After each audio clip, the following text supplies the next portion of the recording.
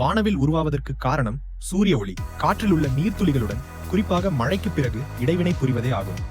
இது ஒளி விலகல், அதாவது ரிஃப்ராக்ஷன், நிறப்பிரிகை, அதாவது டிஸ்பர்ஷன், மற்றும் பிரதிபலிப்பு, அதாவது ரிஃப்ளெக்ஷன் ஆகிய 3 முக்கிய ஒளி நிகழ்வுகளால் ஏற்படுகிறது. சூரியனிலிருந்து வரும் வெள்ளை ஒளி உண்மையில் பல வண்ணங்களின் கலவையாகும். அதாவது ஊதா, கருநீலம், நீலம், பச்சை, மஞ்சள், ஆரஞ்சு, சிவப்பு, வீப்யோர் என்று சுருக்கமாக நினைவில் கொள்ளலாம். இந்த சூரிய ஒளி காற்றில் மிதக்கும் கோள வடிவ நீர்த்துளிக்குள் நுழையும் போது முதலில் அதன் வேகம் குறைந்து வளைகிறது. இதுவே ஒளி விலகல், அதாவது ரிஃப்ராக்ஷன் எனப்படும்.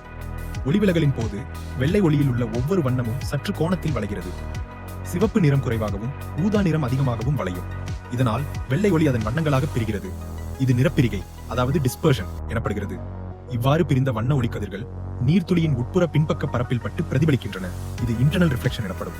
பிறகு பிரதிபலித்த இந்த வண்ணக் கதிர்கள் மீண்டும் நீர்த்துளியை விட்டு வெளியேறும் போது இரண்டாவது முறையாக ஒளி விலகல் அடைகின்றன. இது வண்ணங்களை மேலும் பிரிக்கிறது. நாம் வானவில்லை பார்க்கும்போது கோடிக்கணக்கான நீர்த்துளிகளில் இருந்து வரும் ஒளி நம் கண்களை அடைகிறது. ஆனால் ஒவ்வொரு துளியிலிருந்தும் ஒரு குறிப்பிட்ட வண்ணம் தான் நம் கண்களுக்கு ஒரு குறிப்பிட்ட கோணத்தில் வந்து சேரும்.